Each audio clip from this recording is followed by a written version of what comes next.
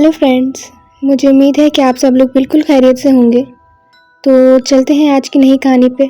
उससे पहले अगर आप लोगों की कोई स्टोरी हो तो ये मेरा इंस्टाग्राम अकाउंट है, मेरे साथ ज़रूर शेयर कीजिएगा ताकि मैं आपकी कहानी अपने चैनल पर शेयर करूं। चलते हैं कहानी की तरफ। तुम लोग जो मर्ज़ी कहो, मैं तो अपने 10 झूले पूरे करके ही उतरूँगी। शौक और चंचल से हिजाब अपनी छोटी बहनों तहरीम और सानिया पर रोब डालते हुए अपना झूला दरख्तों की झुंड तक ले गई। हिजाब साहिबा, ज़रा आसमान से नीचे तो आओ। और जो ही हिजाब का झूला नीचे आया, सानिया ने झूले की तख्ती उलट दी। हिजाब मुंह के बल ज़मीन पर गिरी। उई माँ! दर्द भरी चीख हिजाब के मुंह से निकली। थोड़ी देर में अम्मा बेलना हाथ में लेकर नमूदार हुई। जो ही अम्मा के हाथ में बेलना देखा, तीनों घर की तरफ भागी। हिजाब जो ज़मीन पर पड़ी कुर्रा रही थी, भागने में दोनों बहनों से आगे थी। तीनों अपने कमरे में आ गईं और फिर झगड़ा शुरू कर दिया। माँ के कदमों की आहट सुनी तो कमरे में सख्त तारी हो गया। तीनों को इस तरह खामोश देखकर माँ का गुस्सा हवा हो गया। वो इनके पास बैठ गई। तुम तीनों का इस तरह घर से बाहर झूले लेना तुम्हारे बाबा को पसंद नहीं है। सबाहत मजीद कुछ और कहना चाहती थी कि हिजाब झट से बोली, अम्मा मोहल्ले की दूसरी लड़कियां भी तो झूले लेती हैं। सबाहत ने गुस्से से हिजाब की तरफ देखा। समझदार बनो, तुम तीनों अब छोटी बच्चियां नहीं हो, बड़ी हो गई हो। इस उम्र में लड़कियां इस तरह ज़्यादा घर से बाहर नहीं निकलती। हिजाब की उम्र 23 बरस थी, सानिया की 18 और तहरीम 16 साल की थी। माँ की नज़र तहरीम पर पड़ी जो मुस्कुरा रही थी। तुम किस बात पर मुस्कुरा रही हो? जो बातें मैं हिजाब को समझा रही हूँ वो हम तीनों के लिए हैं। आइंदा मैं तुम लोगों को जामन के दरख्त के पास ना देखूं। पढ़ाई पर ध्यान दो। माँ के जाने के बाद हिजाब मुंह लटकाकर बैठ गई। काश हमारे सहन में भी कोई बड़ा दरख्त होता। छोड़ो हिजाब, तुम तो संजीदा हो गई। हम कभी कभी चुपके से झूला ले लिया करेंगे। इधर कोई नहीं होता और कितना सन्नाटा होता है। माँ ऐसे ही वहम करती है। तहरीम की बात पर सानिया भी झट से बोली, अगर हमें कोई नामहरम नजर आया तो हम फौरन घर आ जाया करेंगे। हिजाब बड़ी बाजी बनकर बोली, अपनी अपनी राय देना बंद करो। जो अम्मा ने कहा है उसे समझने की कोशिश करो। मेरी चटोरी बेटियां कहाँ गईं? एहसान उल हक दोनों हाथों से शॉपर उठाए घर में दाखिल हुए। तीनों अपने दुपट्टे दुरुस्त करते हुए अब्बा के पास पहुंच गईं। ये लो दही बड़े और इमरतियां। एहसान उल हक ने शॉपर सबाहत बेगम को दिए। सबाहत ने खुशी से चहकते हुए बेटियों की तरफ देखा। मीठी की तो ये दीवानियां हैं, बस मेरी बेटियां यूं ही मुस्कुराती रहें, इन पर गम की कोई परछाई भी ना पड़े। एहसान उल हक ठंडी आह भरते हुए सोफे पर बैठ गए। आप फ्रेश हो जाएं, मैं खाना लगाती हूँ। सबाहत मेज़ का कपड़ा दुरुस्त करने लगी। बहुत थकावट हो गई है। माशाल्लाह आज भी अपने जनरल स्टोर पर बहुत रश है। एक मुलाजिम के लिए संभालना बहुत मुश्किल काम है। सोचता हूँ एक मुलाजिम और रख लूँ। एहसान उल हक ये कहते हुए बिस्तर पर दराज हो गए। सबाहत एहसान उल हक के करीब बैठकर उनके पाँव दबाने लगी। आप इस कदर थक जाते हैं, परवाह न करें, एक मुलाजिम और रख लें। जान है तो जहान है। हिजाब खाना गर्म करके ले आई। रात के 9 बज रहे थे। सब ने मिलकर खाना खाया। खाने के दौरान एहसान उल हक बेटियों से उनकी पढ़ाई के मुतालिक बातें करते रहे। सबाहत अनपढ़ थी, इसलिए एहसान उल हक पढ़ाई के मामले में बेटियों पर ख़ास तौर पर तवज्जो देते थे। अगली सुबह हिजाब कॉलेज चली गई। तहरीम और सानिया स्कूल चली गई। एहसान उल हक की दुकान जाने के बाद सबाहत बेगम घर पर अकेली थी। वो घर के कामों में मसरूफ़ थी, लेकिन उसका जहन कुछ और ही सोच रहा था। उसकी परेशानी की वजह वो वाक़यात थे जो पिछले 1 हफ्ते से हिजाब के साथ हो रहे थे और उसने माँ को सुनाए थे। 4 दिन पहले जब हिजाब अपनी बहनों के साथ झूले ले रही थी तो उसे किसी के कुराने की आवाज़ आई। उसने झूला रोक दिया और आवाज़ की सिमत चली गई। वो आवाज़ खजूर के दरख्त से आ रही थी जो जामन के दरख्त से थोड़े फासले पर था। वो दरख्त बहुत कदीम था। उसका खजूरों से बड़ा झुंड जैसे आसमान को छूता था। बहनों के मना करने के बावजूद वो आवाज़ के पीछे चल पड़ी। दूर से दरख्त के पास कोई दिखाई नहीं दे रहा था, लेकिन जब हिजाब दरख्त के करीब गई तो एक बूढ़ा ज़ईफ़ ज़मीन पर पड़ा कुर्रा रहा था। पानी, पानी। हिजाब दौड़ती हुई घर आई और पानी ले आई। बूढ़ा शख्स अपनी जगह से गायब था और उसकी जगह ताज़ा गुलाबों का गुलदस्ता पड़ा था। बूढ़ा शख्स कहाँ गया وہ چاروں طرف نظریں دوڑانے لگی۔ دور دور تک بوڑھے کا نام و نشان نہ تھا۔ لیکن یہ گلدستہ کس کا ہے؟ یہاں تو دور دور تک کوئی بھی نہیں ہے۔ پھولوں کی دل فریب مہک نے اس کی رگوں میں اتر گئی۔ حجاب کے کمرے سے گلاس ٹوٹنے کی آواز آنے پر صباحت کو اس کے پراسرار خیال سے چونکا دیا۔ وہ ڈھیلے ڈھیلے قدموں سے حجاب کے کمرے کی طرف جانے لگی۔ شاید بلی کمرے میں چلی گئی ہے۔ پھر اچانک دروازے کھلنے لگے، بند ہونے لگے۔ اس کا دل بہت ڈر رہا تھا۔ اس کے قدم ہلکے سے رک گئے اور اس نے اس طرف دیکھا جو دروازہ بند تھا، اور دروازے کے اندر سے کمرے کی طرف سے مسلسل ایسی آوازیں آ رہی تھیں جیسے کوئی کچھ ڈھونڈنے کی کوشش کر رہا ہو۔ اس احساس نے اس کا خوف مزید بڑھا دیا کہ اس نے کسی انسان کو اندر آتے نہیں دیکھا، تو پھر یہ آوازیں کیسی ہیں؟ اس نے ایک لمبا سانس کھینچا اور آہستہ آہستہ چلتی ہوئی اس کمرے کی طرف بڑھنے لگی۔ چوں ہی وہ کمرے کے نزدیک پہنچی، ایک دم سے سکتہ چھا گیا۔ صباحت نے کمرے کا دروازہ کھولا۔ سنسناہٹ کے جھٹکے سے وہ چکرا کر گر گئی۔ کمرے کی ہر چیز اپنی جگہ پر سیٹ تھی۔ وہ کپڑوں کی الماری کی طرف بڑھی کیونکہ اس نے الماری کے کھلنے اور بند ہونے کی آوازیں سنی تھی، جیسے کوئی الماری کی چیزیں الٹ پلٹ کر رہا ہو۔ اس نے الماری کھولی تو سارے کپڑے اپنی جگہ پر تہہ تھے، باقی چیزیں بھی سیٹ تھیں۔ گلاس بھی اپنی جگہ موجود تھا، شیشے کی کوئی چیز بھی نہیں ٹوٹی تھی۔ صباحت دوڑتے ہوئے باہر جانے لگی۔ اس نے میز کی طرف دیکھا جہاں پر جار میں بالکل ویسا ہی گلدستہ رکھا ہوا تھا جیسا حجاب کچھ روز پہلے باہر سے لے کے آئی تھی، اور صباحت نے وہ گلدستہ باہر پھینک دیا تھا۔ صباحت تیزی سے کمرے سے باہر نکل گئی اور دروازہ بند کر کے لمبے لمبے سانس لینے لگی۔ اس کی آنکھیں بند تھیں کہ کسی نے اس کے شانے پر ہاتھ رکھا۔ صباحت چیخ اٹھی۔ سامنے آمنہ بیگم نظروں سے صباحت کو دیکھ رہی تھی۔ خیریت ہے صباحت؟ مجھے دیکھ کر ڈر کیوں گئی ہو؟ کچھ نہیں بس۔ صباحت نے اپنا پسینہ پوچھا اور آمنہ کے ساتھ باہر آنگن میں بیٹھ گئی۔ آمنہ ان کی پڑوسن تھی۔ گنتی کے 2-3 گھر تھے محلے میں، باقی دور دور تک ویران زمین تھی۔ تم سناؤ، گھر میں سب ٹھیک ہے؟ صباحت بات تو آمنہ سے کر رہی تھی مگر دھیان کمرے کی طرف تھا۔ تم اندر کمرے میں کیا دیکھ رہی ہو؟ کچھ گڑبڑ ہے، آمنہ نے تشویش بھرے لہجے میں کہا۔ ایک خوف سا دل میں پھن پھیلائے بیٹھا ہے۔ پچھلے چند دنوں سے گھر میں عجیب و غریب واقعات ہو رہے ہیں۔ ابھی کچھ دیر پہلے حجاب کے کمروں سے چیزوں کے الٹ پلٹ ہونے کی آوازیں آ رہی تھیں۔ میں نے اندر جا کر دیکھا تو ہر چیز اپنی جگہ پر موجود تھی۔ آمنہ سرگوشی والے انداز میں بولی۔ میں نے تمہیں کتنی بار سمجھایا ہے کہ لڑکیوں کو کھجور کے درخت کی طرف نہ جانے دیا کرو۔ لوگوں نے اس درخت سے کیسی کیسی کہانیاں منسوب کی ہیں، کچھ خبر بھی ہے؟ کوئی کہتا ہے کوئی جن زادہ ہے جس نے اس درخت پر سالوں سے بسیرا کیا ہوا ہے۔ کوئی کہتا ہے کسی نوجوان کی بھٹکتی روح ہے جو اس درخت کو اپنا مسکن بنائے ہوئی ہے۔ خوف سے صباحت کے ہونٹ کانپنے لگے۔ میں بھی اس درخت کے پاس بہت دفعہ گزری ہوں، مجھے تو کچھ ایسا محسوس نہیں ہوا۔ ارے صباحت، کچھ لوگوں نے تو اسے دیکھا بھی ہے، کہتے ہیں بڑا خوبصورت جوان ہے، رات 12 بجے دکھائی دیتا ہے، مگر پاس جاؤ تو کسی پرچائی کی طرح اوجھل ہو جاتا ہے۔ تو تم نے دیکھا ہے کبھی؟ صباحت نے حلق تڑپ کرتے ہوئے پوچھا۔ خدا نہ دکھائے مجھے، میری جان تو نکل گئی۔ میں تو بتا رہی ہوں جو میں نے سنا ہے۔ اور ہاں صباحت، اپنے گھر میں کوئی دم درود کروا لے، تیری جوان بیٹیاں ہیں۔ او ہاں، میں جس کام کے لیے آئی تھی وہ تو بھول ہی گئی۔ تم نے ملازمہ کے لیے کہا تھا، کل ایک عورت آئے گی، پسند آئے تو کام پر رکھ لینا۔ اب میں چلتی ہوں۔ آمنہ چلی گئی لیکن اس کی باتیں صباحت کے کانوں میں گونجتی رہیں۔ احسان الحق آئے تو صباحت نے اپنی پریشانی کا ذکر کیا۔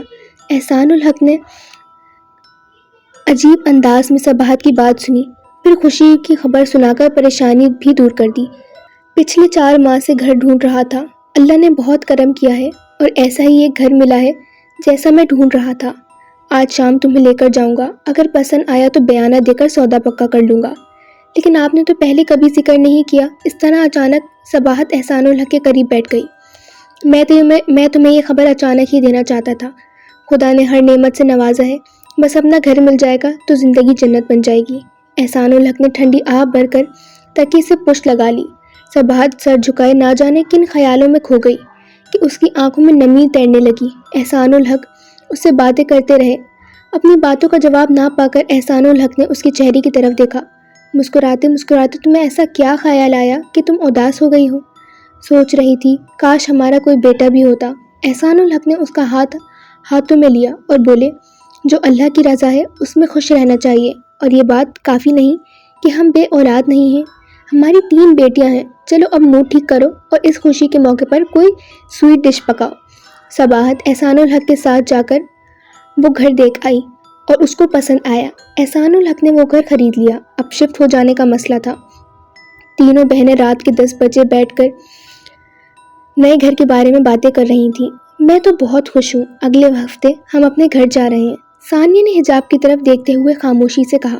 حجاب جو سر جھکائے اداسی سے بیٹھی تھی، گھر کرائے کا ہو یا ذاتی، گھر تو گھر ہوتا ہے، اور ہمارا بچپن تو اسی گھر میں گزرا ہے۔ کہتے ہیں جہاں بچپن گزرا ہو وہ گھر کبھی نہیں بھولا جاتا۔ بات کرتے حجاب کی نظر کھڑکی کی طرف تھی جہاں جامن کا درخت دکھائی دے رہا تھا۔ چاند کی روشنی ہر سو پھیلی ہوئی تھی، جس سے جامن کے درخت پر اٹکا جھولا بھی دکھائی دے رہا تھا۔ اس کی ساری توجہ جھولے کی طرف تھی۔ ایک درخت سے دوسرے درخت تک وہ جھولا ایسے جھول رہا تھا جیسے کوئی اس پر بیٹھ کر جھولا جھول رہا ہو، لیکن جھولا خالی تھا، اس پر کوئی بھی نہیں تھا۔ حجاب حیرت سے بولی، وہ دیکھو جھولے کی طرف، وہ کس طرح ہل رہا ہے۔ ثانیہ نے نظریں اٹھائے بغیر کہا، ہوا سے ہل رہا ہوگا، باہر تو ایک پتا بھی نہیں ہل رہا، تو جھولا کیسے جھول رہا ہے۔ حجاب کے کہنے پر تحریم نے کھڑکی کی طرف دیکھا تو جھولا رک گیا۔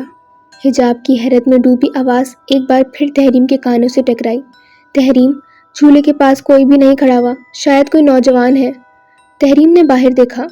حجاب تمہیں کیا ہو گیا ہے، باہر تو کوئی بھی نہیں ہے۔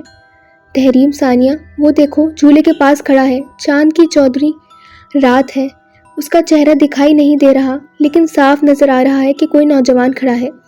حجاب انگلی سے اشارہ کرنے لگی تو تحریم نے اٹھ کر کھڑکی بند کر دی۔ رات گئے تک حجاب یہی سوچتی رہی کہ درخت کے پاس کھڑا وہ شخص ثانیہ اور تحریم کو کیوں دکھائی نہیں دیا۔ اس رات اس نے بہت خواب دیکھے، وہ سوچتی تو خوفناک خوابوں سے ہڑبڑا کر اٹھ بیٹھتی۔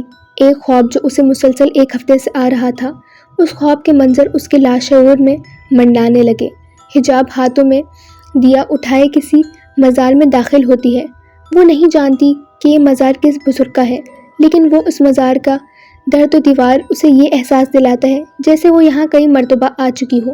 بے انتہا ہجوم لوگوں کی آمد مزار پر اس طرح ہو رہی تھی جیسے سمندر کی موجیں ایک دوسرے کو دھکیلتی کنارے پر جہاں پہنچتی ہوں، وہ بھی لوگوں کو پیچھے دھکیلتی آگے بڑھتی جا رہی تھی۔ مزار کے بڑے صحن میں داخل ہوتے ہی لوگ ادھر ادھر تقسیم ہو گئے۔ اب صحن میں تھوڑے ہی لوگ نظر آ رہے تھے۔ حجاب کے قدم رک گئے۔ ہزاروں کبوتر دانہ چنتے ہوئے خوبصورت دکھائی دے رہے تھے، قوالی کے دل کو چھو لینے والے سر فضا کو مخمور کیے ہوئے تھے۔ حجاب نے قوالی پڑھنے والوں کی طرف دیکھا تو اس کے جسم میں عجیب سی لہر دوڑ گئی۔ سفید قمیص شلوار میں ملبس ایک نوجوان قوالی کے دھن پر گھٹنوں کے بل بیٹھا اپنی سر کو گھما رہا تھا۔ اس کے بال اس کے شانوں تک تھے۔ وہ ایسے جھوم رہا تھا کہ کوئی اس کو مسلسل دیکھے تو چکرا جائے۔ اس نوجوان نے حجاب کی طرف نہیں دیکھا تو وہ بس مست تھا، مگر اس میں کوئی ایسی بات تھی کہ حجاب اس کی طرف کھینچی چلی جا رہی تھی۔ حجاب اس کے پاس جا کر کھڑی ہو گئی۔ وہ نوجوان سخت ہو گیا۔ اس نے سر اٹھایا اور حجاب کو دیکھا۔ اس کی آنکھوں میں تلسم تھا، وہ بے حد خوبصورت لگ رہا تھا۔ حجاب کی نظر اس کے چہرے پر ٹھہر گئی۔ دیکھنے میں تو کسی ریاست کا شہزادہ لگتا ہے اور کس طرح فقیر کی طرح مست ہے، حجاب نے من میں کہا۔ نوجوان نے دونوں ہاتھ کشکول کی طرح حجاب کے آگے پھیلا دیے۔ حجاب نے حیرت سے اس کی طرف دیکھا۔ اس کا نفیس لباس اس کے پرکشش شخصیت کا آئینہ دار تھا۔ حجاب نے بھوکلاتے ہوئے 50 روپے اس کی ہاتھوں میں رکھ دیے۔ اس نے حجاب کی طرف اس طرح دیکھا کہ محسوسات کا ایک سمندر اس کی آنکھوں میں امٹ آیا۔ ہاتھ پیچھے ہٹے تو اس کی آنکھیں کشکول بن گئی۔ حجاب کانپتے ہونٹوں سے بولی، کیا چاہتے ہو تم؟ کیا چاہیے تمہیں؟ وہ خاموشی سے حجاب کی طرف دیکھتا رہا کہ اچانک 2 آدمی اس کی طرف بڑھے۔ وہ اس کے جسم سے اس طرح گزر گئے جیسے ہوا۔ حجاب کے حلق سے چیخیں نکل گئیں۔ وہ بستر سے چیخیں مارتی ہوئی اٹھی۔ اس کی چیخیں سن کر تحریم اپنے بستر سے اٹھی، اس کے پاس آئی۔ اس نے جلدی سے اسے گلے لگایا اور پانی دیا۔ وہ اس کے چہرے سے پسینہ صاف کرنے لگی۔ کیا ہوا؟ کیا پھر وہی خواب دیکھا ہے؟ ڈراؤنا خواب دیکھا ہے؟ حجاب اپنے سینے پر ہاتھ رکھتے ہوئے پھولی ہوئی سانس کے ساتھ بولی، وہی خواب بار بار آتا ہے، ادھر آؤ، میرے پاس لیٹ جاؤ۔ تحریم نے اسے اپنے بستر پر لٹا دیا اور آیت الکرسی پڑھ کر اس پر دم کرنے لگی۔ تھوڑی ہی دیر میں حجاب گہری نیند سو گئی۔ سنڈے کو تو بہت مزے سے تینوں بہنیں بستر پر گھسی رہتی تھیں، لیکن آج تو امی نے صبح 7 بجے ہی جگا دیا تھا۔ صباحت کی سخت آواز پر تینوں آنکھیں ملتی ہوئی اٹھ بیٹھی۔ آج تو چھٹی کا دن ہے، آج آپ نے کیوں جگا دیا؟ تینوں اٹھ کے منہ ہاتھ دھو لو، میں نے ٹیبل پر ناشتہ لگا دیا ہے۔ امی نے ایک بار پھر احکام جاری کیے۔ کیا کہیں جانا ہے؟ حجاب نے بمشکل آنکھیں کھولی۔ کہیں نہیں جانا، میں نے الماریاں خالی کی ہیں، ہم تینوں نے ناشتہ کرنے کے بعد اٹیچی کیس سیٹ کرنے ہیں، اب بھی تو 2 دن باقی ہیں شفٹ ہونے میں۔ صباحت مسکراتے ہوئے ان کے قریب بیٹھ گئی۔ میری جان، ابھی تو بہت سے کام ہیں۔ تحریم نے ماں کے گلے میں باہیں حائل کر لی۔ اتنے پیار سے کہیں تو ہم اس کے لیے تارے بھی توڑ لائیں۔ بس بس، زیادہ ڈائلاگ نہ مارو، جلدی سے بستر چھوڑو، یہ کہہ کر صباحت کچن میں چلی گئی۔ تینوں بہنیں ناشتے سے فارغ ہو کر ماں کا ہاتھ بٹانے لگی۔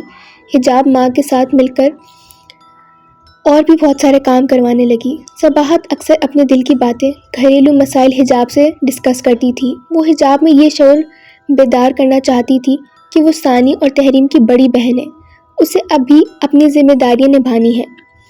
خدائے بہت بڑی خواہش پوری کی ہے۔ اپنا گھر بہت بڑی نعمت ہوتا ہے، بہت نصیب والے ہیں جن کو خدا نے اتنا کرم کیا ہے۔ تم تینوں کو کیسا لگ رہا ہے نئے گھر میں جانا؟ ثانی اور تحریم تو بہت خوش تھیں۔ صباحت نے حجاب کے چہرے کی طرف دیکھا۔ اور تم؟ گھر جانے کی خوشی تو ہے، مگر عجیب سی اداسی بھی ہے، بے چینی سی ہے طبیعت میں۔ کیسی اداسی؟ کپڑے صباحت کے ہاتھ میں رہ گئے۔ بار بار ایسا لگتا ہے جیسے اس گھر میں سے جاتے ہوئے میرے یہاں پہ کچھ رہ گیا ہے۔ حجاب پوری طرح اپنی بات کو وضاحت نہیں کر سکتی تھی۔ صباحت مسکرا کر کپڑے دوبارہ تہہ کرنے لگی۔ بس اتنی سی بات ہے، میں خود اپنی بیٹی کی چیز سے پیک کروں گی۔ ثانیہ دوڑتی ہوئی حجاب کے پاس آئی۔ حجاب، صحن میں آؤ، تم سے کوئی ملنے آیا ہے۔ مجھ سے؟ مگر مجھ سے کون ملنے آیا ہے؟ حجاب نے ثانیہ کی طرف دیکھا۔ تحریم بھی کمرے میں آ گئی۔ دونوں بہنوں کی باتیں سن کر اس پر ہنسی کا دورہ پڑ گیا۔ آ جاؤ حجاب صاحبہ، واقعی کوئی آپ سے ملنے آیا ہے۔ بتاتی کیوں نہیں ہوں کہ کون آیا ہے؟ اس بار حجاب تحریم سے مخاطب ہوئی، جو مسلسل ہنس رہی تھی۔ وہ تمہارا کبوتر باہر منڈیر پر بیٹھا تمہارا انتظار کر رہا ہے۔ تم روزانہ شام میں اسے دانہ ڈالتی ہو، بڑا پڑھا لکھا کبوتر ہے، اتوار کو اس وقت آیا ہے۔ تحریم نے مذاق کے انداز میں ہاتھ گھماتے ہوئے کہا۔ وہ تمہیں کیسے پتا چلا کہ وہی کبوتر ہے؟ میں نے اس کے پاؤں میں وہی سبز چھلا دیکھا ہے جو تم نے اسے پہنایا تھا۔ یہ سنتے ہی حجاب دوڑتی ہوئی کچن کی طرف گئی۔ اس نے کچن سے باجرہ لیا اور آنگن میں گئی۔ سفید کبوتر منڈیر پر بیٹھا ہوا تھا۔ حجاب نے زمین پر دانہ پھینکا۔ میرے پیارے کبوتر، لو دانہ چن لو۔ سفید کبوتر اپنی جگہ سے ٹس سے مس نہ ہوا، جبکہ وہ حجاب کے دانے پھینکنے پر بہت شوق سے دانہ چگتا تھا۔ آج یہ دانہ کیوں نہیں کھا رہا؟ حجاب نے من ہی من میں سوچا۔ پھر اس نے پیار سے سسکارا۔ کبوتر اپنی جگہ سے اڑ گیا۔ حجاب اس کے پیچھے دوڑتی ہوئی بھاگی، دروازے تک چلی گئی۔ اس نے دیکھا کہ وہ کبوتر کھجور کے درخت پر جا بیٹھا۔ حجاب ہاتھ میں دانہ لیے بجھی بجھی امی کے کمرے میں واپس آ گئی۔ کیا ہوا؟ ایسی اداس شکل کیوں بنا کے رکھی ہوئی ہے؟ ثانی اٹیچی کیس میں کپڑے سیٹ کرتے ہوئے بولی۔ وہ نہ، آج کبوتر نے دانہ نہیں چگا، خفا ہو گیا ہے تم سے جو تم گھر چھوڑ کے جا رہی ہو۔ ثانیہ نے جملے کسا۔ اتوار کا پورا دن گھر کی چیز میں سمٹنے میں ہی گزر گیا۔ رات کو احسان الحق گھر آئے تو بہت پریشان دکھائی دے رہے تھے۔ انہوں نے ہاتھ منہ دھوئے اور جلدی سے صباحت سے بولے، صباحت جلدی سے اپنی چادر لو اور میرے ساتھ چلو۔ پھر وہ حجاب کی طرف بڑھے اور کہا، اپنی دونوں بہنوں کا خیال رکھنا۔ مگر آپ کہاں جا رہے ہیں؟ حجاب پریشان ہو گئی۔ جن لوگوں سے ہم نے گھر خریدا تھا ان کی والد صاحب کو ہارٹ اٹیک آیا ہے، وہ ہاسپٹل میں ہیں، ہمیں انہیں دیکھنے جانا ہے۔ ہم تینوں نے بنا پوچھے دروازہ نہیں کھولنا۔ یہ کہہ کر احسان الحق اور صباحت ہاسپٹل چلے گئے۔ رات کے 9 بج رہے تھے۔ تینوں بہنیں اپنے کمرے میں بیٹھ گئیں، تینوں مصروف ہو گئیں۔ تحریم نے حجاب کی طرف دیکھا۔ حجاب، تمہیں پتہ ہے امی گھر بدلنے پر اس قدر خوش کیوں ہیں؟ حجاب نے تحریم کے احمقانہ سوال پر نظر ڈالی اور اس کی طرف دیکھا۔ اس میں کوئی پوچھنے والی بات ہے؟ اماں کا تو برسوں سے خواب تھا کہ ہمارا اپنا گھر ہو۔ تحریم حجاب کے تھوڑا قریب ہوئی۔ وہ بات تو ہے، اس کے علاوہ بھی ایک اور بات ہے۔ ہاں، تحریم نے سرگوشی کے انداز میں بات شروع کی۔ اماں پراسرار واقعات کا ذکر کر رہی تھیں جو تمہارے ساتھ پیش آئے ہیں۔